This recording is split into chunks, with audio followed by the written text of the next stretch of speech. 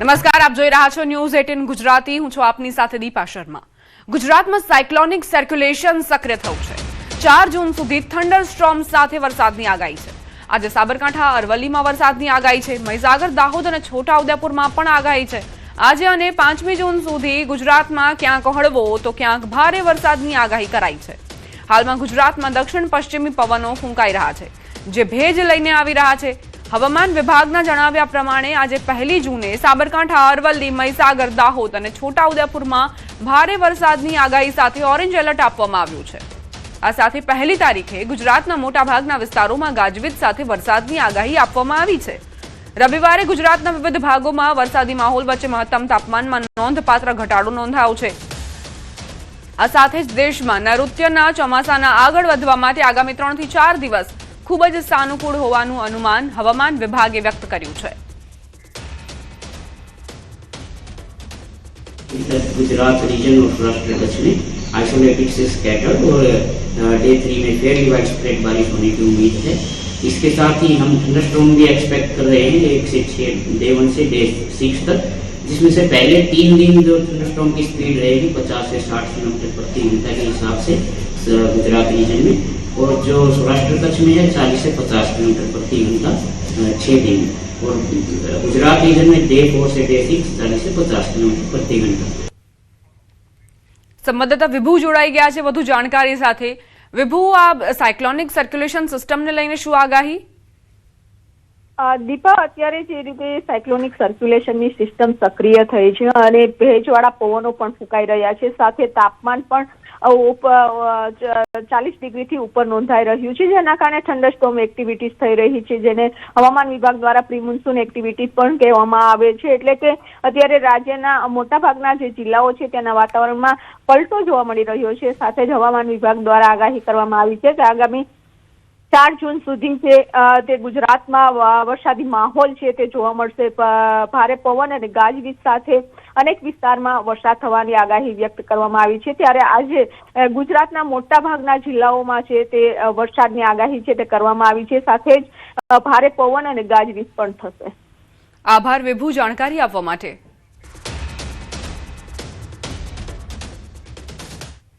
આ તરફ દક્ષિણ ગુજરાતમાં હવામાનમાં પલટો આવ્યો છે. પાડોશી સંઘ પ્રદેશ દમણમાં પણ વરસાદથી વાતાવરણમાં પલટો. દમણના દરિયા કિનારામાં પ્રી મોન્સૂન એક્ટિવિટીની શરૂઆત થઈ છે.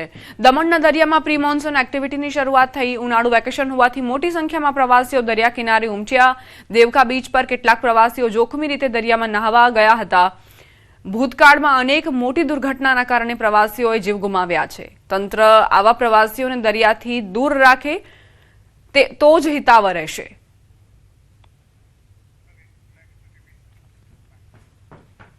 મુંબઈના બોરીવલીમાં પાણીની પાઇપલાઇન ફાટતા જળબંબાકારની સ્થિતિ સર્જાઈ. પાઇપલાઇન ફાટતા પાણીના ફુવારા ઉડ્યા. પાણીનું પ્રેશર એટલું વધારે હતું કે રસ્તા પરથી પસાર થઈ રહેલા લોકો પણ તેની ઝપેટમાં આવ્યા.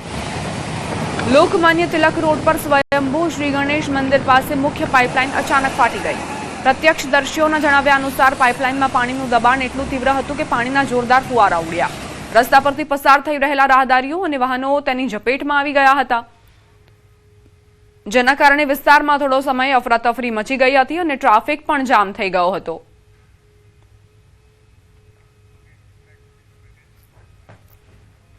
વાવાઝોડા જેવા વરસાદે કેરીના પાકનો કચ્ચરઘાણ વાળી દીધો. પંચમહાલમાં ભારે ખાના ખરાબી.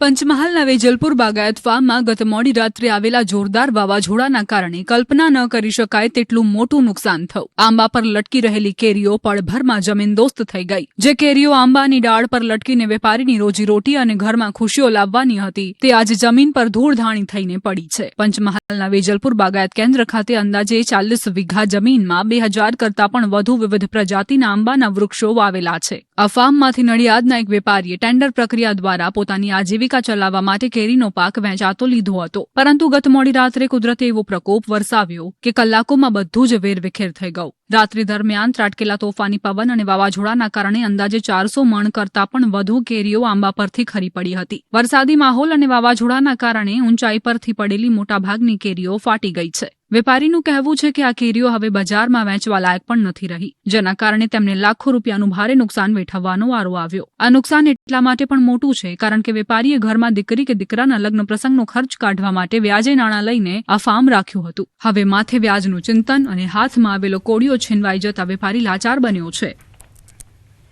હજુ પણ તોફાની તત્વો સુધરવાનું નામ નથી લેતા. સુરત અને વડોદરામાં આતંક મચાવ્યો. સુરત શહેરમાં લુખાઓના આતંકનો વધુ એક કિસ્સો સામે આવ્યો છે. પુણા ગામમાં આવેલા મેડિકલ સ્ટોરમાં અસામાજિક તત્વોએ કરેલી તોડફોડનો વિડીયો વાયરલ થયો છે. સીસીટીવીમાં જોઈ શકાય છે કે આ ગુંડાઓ દુકાનમાં ઘૂસીને આડેધડ તોડફોડ શરૂ કરી દે છે. આટલેથી જ મન ન ભરાયું હોય તેમ લુખાઓએ મેડિકલ સ્ટોરના માલિક પર હિચકારો હુમલો કર્યો. આ ઘટનાના પગલે વેપારીઓમાં ફફડાટ ફેલાયો છે. પોલીસે સીસીટીવી આધારે આરોપીઓની શોધખોળ શરૂ કરી છે. આ તરફ વડોદરામાં મોડી રાત્રે અસામાજિક તત્વો રસ્તાની વચ્ચોવચ્ચ જ બાખડ્યા. લાલબાગ બ્રિજ પાસે લુખાઓની મારામારીનો વિડીયો વાયરલ થયો છે, જે બાદ ખળભળાટ મચી ગયો. અસામાજિક તત્વોને જાણે કાયદાનો કોઈ ડર જ ન હોય તે રીતે રસ્તા પર છૂટા હાથની મારામારી કરી. વિડીયોમાં જોઈ શકાય છે કે કેટલાક શખ્સો પહેલા મારામારી શરૂ કરે છે. આટલેથી પણ આ તત્વો અટકતા નથી. ઉશ્કેરાયેલા કેટલાક શખ્સો પથ્થરમારો પણ કરે છે. જાહેરમાં ખેલાયેલી આ જંગના કારણે સ્થાનિકોમાં ભયનો માહોલ જોવા મળે છે. આ શખ્સો વચ્ચે કયા કારણોસર મારામારી થઈ તેનું કારણ અકબંધ છે, પરંતુ રાત્રે થયેલા આ બનાવના કારણે પોલીસની નાઇટ પેટ્રોલિંગની કામગીરી શંકાના દાયરામાં આવી ગઈ છે. હવે જોવાનું રહેશે કે પોલીસ આ લુખાઓ સામે શું કાર્યવાહી કરે છે. રાજ્યમાં 2 સ્થળોએ અકસ્માતની ઘટનાઓ બની. પંચમહાલમાં અકસ્માતના સીસીટીવી સામે આવ્યા. પંચમહાલમાં રસ્તા પર બેફામ દોડતી બસનો કહેર સામે આવ્યો. ગોધરા અમદાવાદ હાઈવે પર અકસ્માતની કાળજુ કંપાવી દે તેવી ઘટના સીસીટીવીમાં કેદ થઈ. સીસીટીવીમાં જોઈ શકાય છે કે કેવી રીતે કાળમુખી બસ બાઇક સવારને કચડી નાખે છે. ટક્કર એટલી જોરદાર હતી કે 30 વર્ષીય આશાસ્પદ યુવકનું ઘટના સ્થળે જ મોત નીપજ્યું. મહત્વનું છે કે મૃતક યુવક વિજોરા ગામનો રહેવાસી હતો અને તે પોતાના સગાને ત્યાં મરણ પ્રસંગ વિધિ પતાવીને બાઇક પર પરત ઘરે જઈ રહ્યો હતો. ત્યારે જ રસ્તામાં આ કાળ ભક્ષી ગયો. જુવાન જોધ દીકરાના મોતના સમાચાર મળતા જ પરિવારમાં માતમ છવાઈ ગયો છે. આ મામલે કાંકણપુર પોલીસે અકસ્માતનો ગુનો નોંધીને આગળની તપાસ હાથ ધરી છે.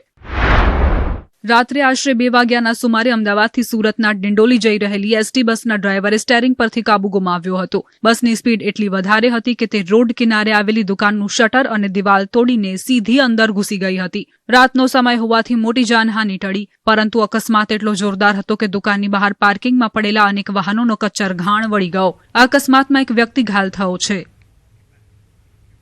અમદાવાદમાં રમાયેલા આઈપીએલની ફાઇનલ મેચ બાદ પરત ફરી રહેલી ગુજરાત ટાઇટન્સની બસમાં ખામી સર્જાઈ હતી. ફાઇનલ મેચ પછી હોટલ જતી વખતે બસમાં ખામી સર્જાઈ. બસમાં ખામી સર્જાતા ખેલાડીઓને નીચે ઉતાર્યા હતા. અન્ય વ્યવસ્થા કરીને હોટેલ પહોંચાડવામાં આવ્યા. ભાટ અને અપોલો હોસ્પિટલ વચ્ચે આ બનાવ બન્યો હતો. અમદાવાદમાં ગઈકાલે આઈપીએલ ફીવર હાઈ જોવા મળ્યો હતો. જે દર્શકો હતા તે પણ ખૂબ જ ઉત્સાહિત હતા. જોકે મેચના અંતે આરસીબીના પલડામાં આઈપીએલની ટ્રોફી ગઈ અને જ્યારે ખેલાડીઓ પરત ફરી રહ્યા હતા આરસીબી અને ગુજરાત ટાઇટન્સના, ત્યારે ગુજરાત ટાઇટન્સની બસમાં ખામી સર્જાઈ હતી. હવે વાત નર્મદાના એક ગામની, જ્યાં એક સમયે પાણી માટે રઝળપાટ હતી.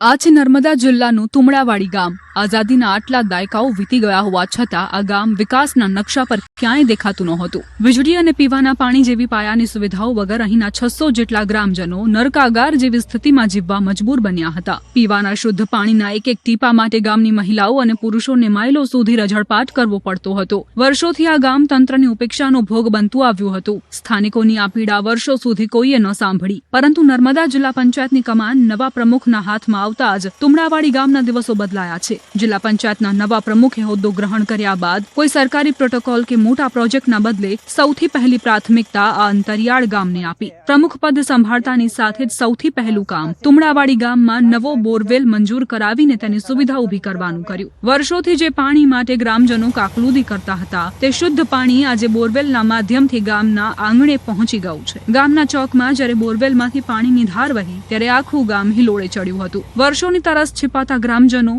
महिलाओं અને બાળકોના ચહેરા પર એક અનોખો આનંદ અને ખુશીની લાગણી જોવા મળી. ગ્રામજનો હવે નવા પ્રમુખનો આભાર માનતા થાકતા નથી.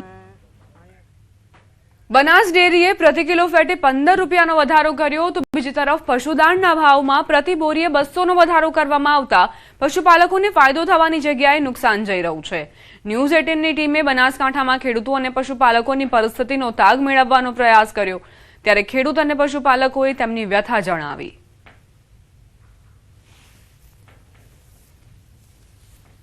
બનાસ કોરના જે ભાવ વધે એ રીતના વધારો કરવો જોઈએ। હાલમાં 200 રૂપિયા પર બોરીએ ભાવ વધારો કર્યો એટલે હું 15 દિવસે 5 ને મહિનામાં 10 બોરી પશુધન લઈ જાઉં છું। હાલ તો ત્યાં કશો ફાયદો નહીં। અમારે 2 ભેદે છે, 4 વ્યવથી અને 8 ગાય 2 એમાં નુકસાન જ છે દિવસનું। બનાસ ડેરી દ્વારા પ્રતિ કિલો ફેટે જે 15 રૂપિયાનો વધારો કરવામાં આવ્યો છે અને આમ 680 રૂપિયા પ્રતિ કિલો ફેટે થયા છે।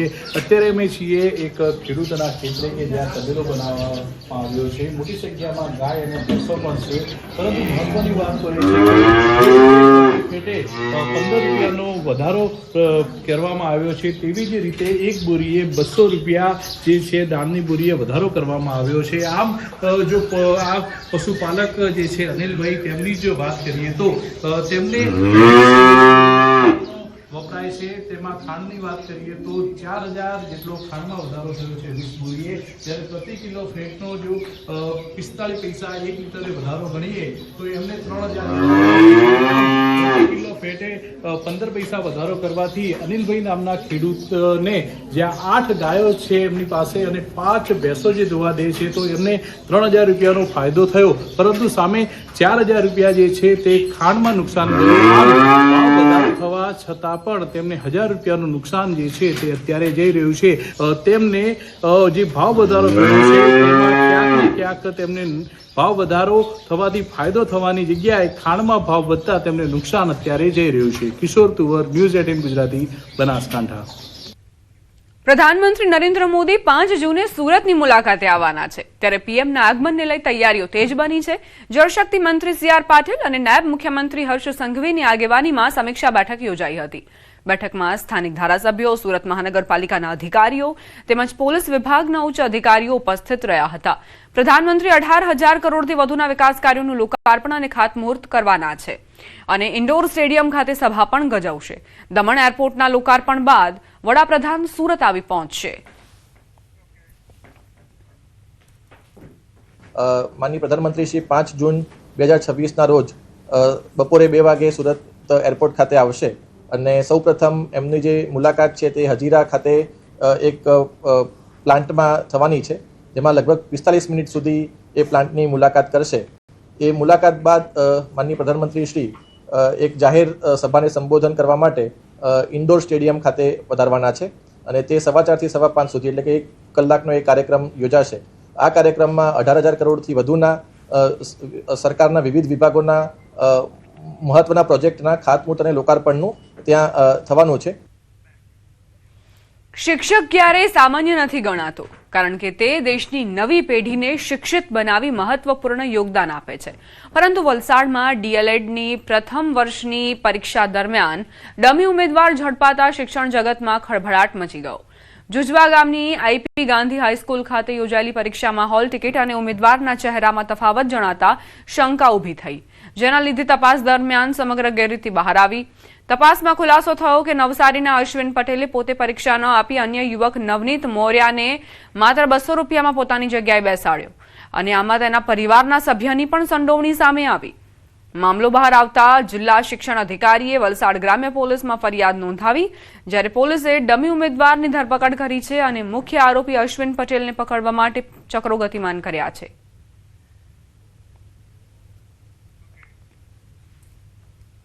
DLED એટલે કે ડિપ્લોમા ઇન એલિમેન્ટરી એજ્યુકેશન એટલે ભાવિ પ્રાથમિક શિક્ષકો એમની પરીક્ષા ચાલી રહી, એક પરીક્ષાર્થીની જગ્યાએ બીજા કોઈક વ્યક્તિ ધ્યાનમાં બેઠેલા હોય એવું ધ્યાનમાં આવતા ત્યારબાદ જે સંસ્થાનો વિદ્યાર્થી હતો એમના આચાર્યને બોલાવીને કન્ફર્મેશન કરાવ્યું કે ખરેખર આ તમારો વિદ્યાર્થી છે કે કેમ, તો એમના દ્વારા પણ કન્ફર્મ થયેલ છે અને ખરેખર એ વ્યક્તિ અશ્વિનભાઈ પટેલની જગ્યાએ આ નવનીતલાલ પટેલ પોતે આ પરીક્ષા અપાવેલા હતા। અશ્વિનભાઈ પટેલ જે પણ નવસારીમાં રહે છે અને એની જગ્યાએ નવનીતલાલ મૌર્ય જે આવેલા હતા એને પૂછપરછ કરતા એવું જણાવેલ એની તબિયત ખરાબ હોય. આજે હું પરીક્ષા આપવા આવેલો છું, ફરિયાદ દાખલ કરવામાં આવી છે અને એની સાથે બીજા કોણ સંડોવાયેલા એની તપાસ હાલમાં ચાલી રહી છે. વડોદરાથી સમાચાર. ઢોર પકડ ટીમ પર હુમલો થયો છે. કિશનવાડી વિસ્તારમાં પાલિકાની ટીમ પર હુમલાની ઘટના. રખડતી ગાય પકડવાની કાર્યવાહી દરમિયાન હોબાળો મચ્યો.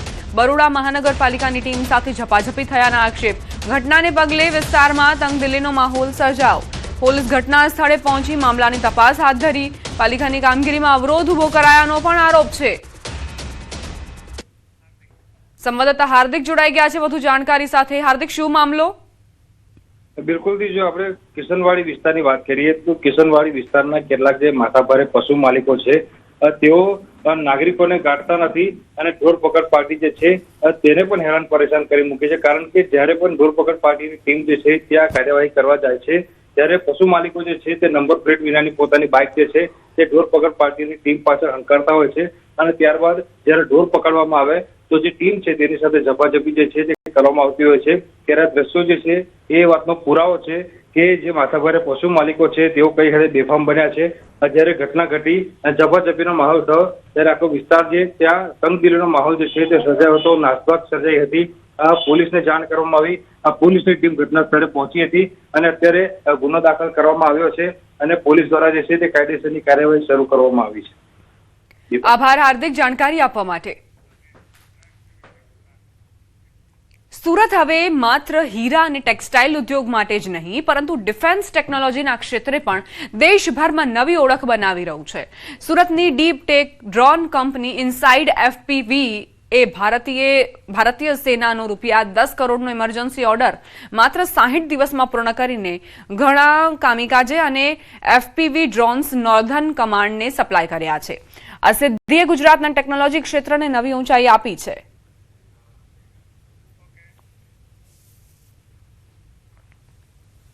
આ ટાઈપના ડ્રોન અમે રિસેન્ટલી આર્મીને ડિલિવર કર્યા હતા.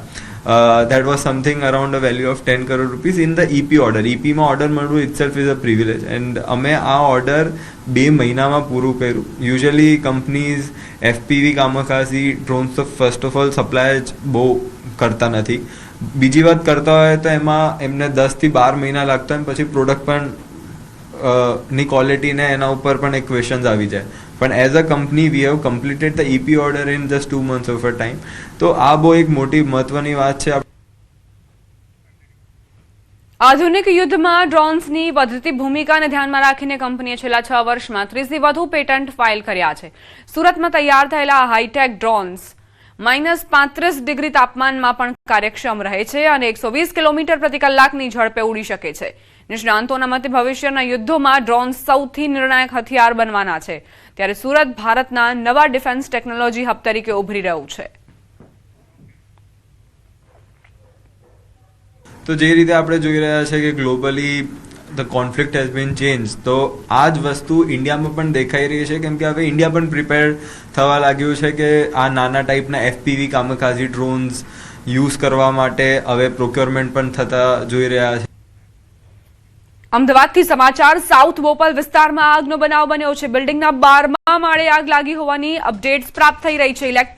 ઇલેક્ટ્રિકલ ફોલ્ટના કારણે આગ લાગ્યાનું પ્રાથમિક તારણ. ઇલેક્ટ્રિકલ ખામીના કારણે ધુમાડો અને ફ્લેટમાં ગભરાટનું વાતાવરણ સર્જાયું. ફાયર બ્રિગેડની 4 ગાડીઓ તાત્કાલિક ઘટના સ્થળે પહોંચી સ્થિતિને કાબૂમાં લીધી. સાઉથ બોપલ વિસ્તારની ઘટના કે જ્યાં બિલ્ડિંગના 12મા માળે આગ લાગી. ધુમાડાના ગોટે ગોટા જોઈ શકાય છે દૂરથી. આગ લાગતા જ ફ્લેટમાં અફરાતફરી મચી ગઈ. જોકે તરત જ ફાયર બ્રિગેડને જાણ કરવામાં આવી અને ફાયરના જવાનોએ સ્થિતિને કાબૂમાં લઈ લીધી છે. છેલ્લા ઘણા સમયથી આપણે જોતા આવ્યા છીએ કે ગરમીની સિઝનમાં એસીનો વધુ પડતો ઉપયોગ થવાના કારણે પણ આવી રીતે શોર્ટ સર્કિટના કારણે આગ લાગવાના બનાવ વધ્યા છે. વધુ એક બનાવ સામે આવ્યો છે. હજુ એ સ્પષ્ટ નથી કે કયા કારણોસર આગ લાગી, પરંતુ બિલ્ડિંગના 12મા માળે આગ લાગી હતી, જે બાદ અફરાતફરીનો માહોલ સર્જાયો હતો ફ્લેટમાં. તમામ લોકો સુરક્ષિત હોવાની જાણકારી અત્યારે પ્રાપ્ત થઈ રહી છે.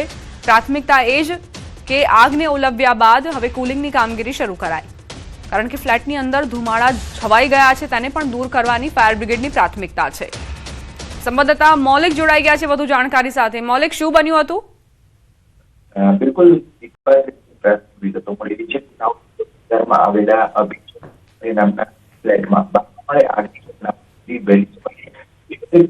કારણે આગ લાગવાનું પ્રાથમિક ધારણા જે છે. ટેકનિકલ ક્ષતિ હોવાના કારણે મૌલિકનો અવાજ નથી પહોંચી રહ્યો. ફરીથી અપડેટ્સ આપવાનો પ્રયત્ન કરીશું. સમાચાર કચ્છથી પ્રાપ્ત થઈ રહ્યા છે. મુન્દ્રાના નાના કોપાયામાં એસએમસીની મોટી રેડ, 2 પિસ્તોલ અને 2 મેગેઝીન તેમજ 14 જીવતા કારતૂસ જપ્ત કરાયા છે. 2 મેગેઝીન સહિત 3.7 લાખથી વધુનો મુદ્દામાલ કબજે કરાયો. આર્મ્સ એક્ટ હેઠળ રમેશ ગઢવી અને કિશન સલાણીની ધરપકડ કરાઈ છે. રાજસ્થાનના ધનરાજ રામા ચૌધરી કેસમાં વોન્ટેડ જાહેર કરવામાં આવ્યા. હથિયારો ક્યાંથી આવ્યા તે અંગે તપાસ ચાલી રહી છે. કચ્છથી આ સમાચાર કે જ્યાં મુન્દ્રાના નાના કોપાયામાં એસએમસીની મોટી રેડ, 2 પિસ્તોલ, 2 મેગેઝીન અને 14 જીવતા કારતૂસ જપ્ત કરાયા છે. 2 મેગેઝીન સહિત 3.7 લાખથી વધુનો મુદ્દામાલ પણ કબજે કરાયો છે. આર્મ્સ એક્ટ હેઠળ રમેશ ગઢવી અને કિશન સલાણીની ધરપકડ કરાઈ છે. રાજસ્થાનના ધનરાજ રામા ચૌધરી કેસમાં વોન્ટેડ જાહેર. સુરેન્દ્રનગરમાં રહેતા 3 વર્ષના બાળક અમાન શેખે અનોખી સિદ્ધિ મેળવી ઇન્ડિયા બુક ઓફ રેકોર્ડમાં સ્થાન પ્રાપ્ત કર્યું છે. માત્ર 3 વર્ષની ઉંમર ધરાવતા અમાન શેખ જનરલ નોલેજના 50થી વધુ પ્રશ્નોના કડકડાટ જવાબ આપી શકે છે. તેમજ પ્રાણીઓ, પક્ષીઓ, દરિયાઈ જીવો અને ઇલેક્ટ્રોનિક ઉપકરણો પણ ઓળખીને બતાવે છે. અને તેની અસાધારણ બુદ્ધિ ક્ષમતા માટે તેને ઇન્ડિયા બુક ઓફ રેકોર્ડમાં સ્થાન મળ્યું છે અને તેને મેડલ આપી સન્માનિત કરાયો. નાનકડા શેખ અમાનની આ વૈશ્વિક સ્તરની સિદ્ધિ માત્ર તેમના પરિવાર માટે જ નહીં પરંતુ સમગ્ર સુરેન્દ્રનગર જિલ્લા અને ગુજરાત રાજ્ય માટે ગૌરવની વાત છે. अल्फाबेट 1 ए से जेड तक अल्फाबेट बोलता है, इंसेक्ट्स का नाम बोलता है, शेप्स का नाम जानता है. बच्चे को टाइम देना चाहिए. ये मेन है कि बच्चे के साथ खेलो, बच्चे के साथ टाइम दो तो समझो कि बच्चे क्या चाहते हैं. मम्मी बहुत टाइम दिया उसको, बहुत कुछ सिखाया. फिर इंडिया बुक ऑफ रिकॉर्ड में उसको वीडियो भेजा, उन लोगों ने सिलेक्शन किया. फिर उसका नाम इंडिया बुक ऑफ रिकॉर्ड में नाम आया उसका. ગર્વ થાય છે કે મારે આવું છોકરો બધે બોલી શકે છે. બરાબર, સુરેન્દ્રનગરમાં મને બહુ આનંદ મળે છે એનો અંદર કે આ મારે છોકરો બધી બોલી શકે છે. અનોખી પદ્ધતિથી લાલ મરચાની ખેતીનો રંગ બદલાયો. રાજકોટમાં થઈ આ કમાલ. ગ્રામીણ વિસ્તારોમાં લાલ ચટાક મરચા ખેડૂતોના જીવનમાં સમૃદ્ધિનો નવો રંગ ભરી રહ્યા છે. અહીંના પ્રગતિશીલ ખેડૂતોએ પરંપરાગત ખેતી છોડીને આધુનિક વૈજ્ઞાનિક નર્સરી પદ્ધતિ અપનાવી છે, જેણે સમગ્ર જિલ્લામાં મરચાની ખેતીનું આખું ચિત્ર જ બદલી નાખ્યું છે. સરકારી પ્રોત્સાહન અને આધુનિક ટેકનોલોજીના સમન્વયથી પાક નિષ્ફળ જવાનું જોખમ ઘટ્યું છે અને ગુણવત્તાસભર ઉત્પાદન વધ્યું છે. ટપક સિંચાઈ અને પ્લાસ્ટિક મલ્ચિંગ જેવા સ્માર્ટ આયામોનો ઉપયોગ કરીને રાજકોટના ધરતીપુત્રો આજે દેશ આખા માટે ટકાઉ અને નફાકારક ખેતીનું શ્રેષ્ઠ ઉદાહરણ પૂરું પાડી રહ્યા છે. રાજકોટ પંથકના મરચા ઉત્પાદક ખેડૂતો હવે હાઈટેક નર્સરી તરફ વળ્યા છે. ગ્રીન હાઉસ અને નિયંત્રિત વાતાવરણમાં વૈજ્ઞાનિક ઢબે તૈયાર થતા તંદુરસ્ત છોડના કારણે ખેતરમાં રોપણી પછી પાકનો જીવિત રહેવાનો દર ઘણો વધી ગયો છે. આ નવીન અભિગમથી બિયારણ અને પાણીનો બગાડ અટક્યો છે અને મરચાનો અદભુત ઉતારો મળી રહ્યો છે. આ કૃષિ ક્રાંતિને વેગ આપવા માટે સરકાર તરફથી નાની સ્વરોજગાર નર્સરી સ્થાપવા કુલ ખર્ચના 65% એટલે કે અંદાજે 3 લાખ રૂપિયા સુધીની આર્થિક સહાય મળે છે, જેમાં છોડ તૈયાર કરવાની સંપૂર્ણ કીટ સામેલ છે. ઉપરાંત કેન્દ્ર અને રાજ્ય સરકારના સંયુક્ત સહયોગથી પ્લાસ્ટિક મલ્ચિંગ પેપર અને ટપક સિંચાઈ પદ્ધતિ પર પણ મોટી સબસિડી ઉપલબ્ધ છે. અમદાવાદથી સમાચાર. ગેરકાયદે બાંધકામો સામે ફરી વળ્યું તંત્રનું બુલડોઝર. વિરમગામમાં વહેલી સવારથી જ mega demolition. Surendranagar Wadhwan state highway પર 400 મીટરના દબાણો દૂર કરાયા. પ્રાંત અધિકારી, 1 ડીવાયએસપી, 15 પીઆઈ અને 550 પોલીસ જવાનો ચુસ્ત બંદોબસ્ત વચ્ચે કામગીરીમાં જોતરાયા છે. અમદાવાદ ગ્રામ્યની એસઓજી કમાન્ડોની ટીમને પણ તૈનાત રાખવામાં આવી છે. બોટલ નેકમાં નડતરરૂપ 3 દરગાહ અને કબ્રસ્તાનનો કેટલોક ભાગ તોડી પડાયો. ખાનગી જમીનનું સંપાદન કરી સ્ટેટ હાઈવે 17નો રસ્તો પહોળો કરાયો. રસ્તો પહોળો થતા વિરમગામની વર્ષો જૂની ટ્રાફિક સમસ્યામાંથી રાહત મળશે. વિવાદ ટાળવા અગાઉ જ સમાજના આગેવાનો સાથે અનેક બેઠકો કરાઈ હતી.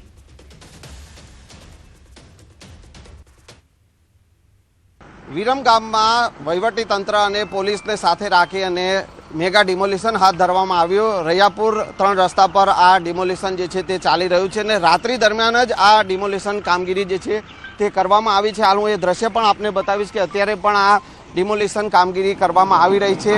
વિરેન દેસાઈ સાહેબ છે, તેઓ પણ આપણી સાથે છે. તેઓ પાસેથી પણ જાણીશું કે આ મેગા ડિમોલિશન જે છે તે કરવામાં આવ્યું છે અને કઈ રીતનો જે અહીંયા રસ્તો જે છે તે ખુલ્લો કરવામાં આવ્યો છે.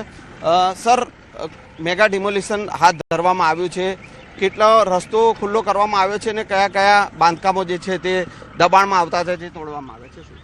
જી, આ સ્ટેટ હાઈવે 17 વઢવાણ સુરેન્દ્રનગર વિરમગામને જોડતો રોડ છે, જેનું વાઇડનિંગનો પ્રોજેક્ટની કામગીરી શરૂ હતી. વિરમગામ સિટીના એન્ટ્રી પોઈન્ટ ઉપર આ એક બોટલનેક હતી, જ્યાં આગળ બહુ જ સાંકડો રસ્તો હતો અને એક જ વાહન પ્રસાર થઈ શકે તેટલો સાંકડો રસ્તો હતો અને એના કારણે વિરમગામના લોકો ખૂબ આમાં મુશ્કેલી અનુભવતા હતા. એટલે અહીંયા આગળ જે પ્રાઇવેટ જગ્યા હતી એનું સંપાદન કરી યોગ્ય વળતર ચૂકવી અને આજે અમે આ લેન્ડનું પોઝેશન લેવાની કાર્યવાહી કરી છે. અહીંયા આગળ 3 દરગાહના સ્ટ્રક્ચર્સ અને કબ્રસ્તાનની જે થોડીક જગ્યા છે જે રોડ માટે જરૂરી હતી એટલાનું પોઝેશન આજરોજ આરએનબીની ટીમ સાથે રાખી અને પોલીસના સહકાર સાથે આજરોજ કરવામાં આવ્યું છે. કેટલો પોલીસ બંદોબસ્ત જે છે, કેટલા પોલીસ જવાનો જે છે તે અહીંયા? જેમ પ્રાંત સાહેબે વાત કરી તે રીતે સ્ટેટ હાઈવે 17ના વાઇડનિંગના કામમાં એક ડીવાયએસપી, ટોટલ 15 પોલીસ ઇન્સ્પેક્ટર અને 550થી વધારે પોલીસ કર્મચારીઓનો ચાપતો બંદોબસ્ત ગોઠવવામાં આવ્યો છે. આ ઉપરાંત સમગ્ર બંદોબસ્ત દરમિયાન પોલીસે તમામ તેમના સ્માર્ટ વ્હીકલ્સ, વજ્ર વ્હીકલ્સ, ડ્રોન સિસ્ટમનો ઉપયોગ કરી અને સમગ્ર પ્રક્રિયાનું નિરીક્ષણ અને સર્વેલન્સનું કામ ચાલુ છે. તો આ હતા એસડીએમ સર અને ડીવાયએસપી સર અને જે પ્રકારની કામગીરી જે અત્યારે પણ ચાલી રહી છે, હું એ દ્રશ્ય પણ આપને બતાવવાનો પ્રયાસ કરીશ કે હાલ અત્યારે આ ડિમોલેશનની કામગીરી કરવામાં આવી રહી છે. જે સ્ટેટ હાઈવે છે એ સ્ટેટ હાઈવેને પહોળો કરવા માટે જે પણ દબાણ જે રસ્તા પર આવતા હતા એ રસ્તો ખુલ્લો કરવા માટેની કામગીરી અત્યારે આ કરવામાં આવી રહી છે અને હાલ આ ડિમોલિશનની કામગીરી જે છે તે વહેલી સવારથી શરૂ કરવામાં આવી હતી અને અત્યારે મોટા ભાગની કામગીરી જે છે તે પૂર્ણ કરી દેવામાં આવી છે. કેમેરામેન ખેંગાર રાઠોડ સાથે સંજય ટાંક, ન્યૂઝ 18 ગુજરાતી, વિરમગામ. વિરમગામમાં વહેલી સવારથી મેગા ડિમોલિશન હાથ ધરવામાં આવ્યું છે અને હાલ આપ જે જોઈ શકો છો કે સુરેન્દ્રનગર વઢવાણ સ્ટેટ હાઈવે પરનો 400 મીટરનો જે રસ્તો હતો કે જ્યાં દબાણ હતા, 3 દરગાહ અને કબ્રસ્તાનનો કેટલોક ભાગ હતો તે તોડી પાડવામાં આવ્યો છે અને રસ્તો પહોળો કરવામાં આવ્યો છે. અમદાવાદ ગ્રામ્યના એસઓજી કમાન્ડોને પણ સાથે રાખવામાં આવ્યા છે. પોલીસનો ચુસ્ત બંદોબસ્ત છે અને સાથે સાથે એસઓજી કમાન્ડોની એક ટીમ જે છે તેને પણ અહીંયા બંદોબસ્ત માટે તૈનાત રાખવામાં આવી છે. કાયદો અને વ્યવસ્થાની સ્થિતિ જળવાઈ રહે અને કોઈપણ પ્રકારનો અનિચ્છનીય બનાવ ન બને તેની પૂરેપૂરી તકેદારી જે છે તે રાખવામાં આવી રહી છે. એક પ્રાંત અધિકારી છે, મામલતદાર છે, 15 જેટલા પીઆઈ છે, ડીવાયએસપી છે અને 550 જેટલા પોલીસના જવાનો છે કે જેઓને આ 400 મીટરની સરાઉન્ડિંગ એરિયામાં કે જ્યાં પણ આ ડિમોલિશનની કામગીરી કરવામાં આવી રહી છે અને ત્યાં તૈનાત રાખવામાં આવ્યા છે. સવારથી જ સતત આ ડિમોલિશન કરવામાં આવી રહ્યું છે અને આ સ્ટેટ હાઈવેનો 400 મીટરનો રસ્તો જે છે કે જ્યાં બોટલનેક હતી અને ટ્રાફિકની સમસ્યા હતી એ ટ્રાફિકની સમસ્યા હળવી કરવા માટે આ રસ્તો પહોળો કરવાની કામગીરી જે છે તે કરવામાં આવી રહી છે. કેમેરામેન ખેંગાર રાઠોડ સાથે સંજય ટાંક, ન્યૂઝ 18 ગુજરાતી, વિરમગામ.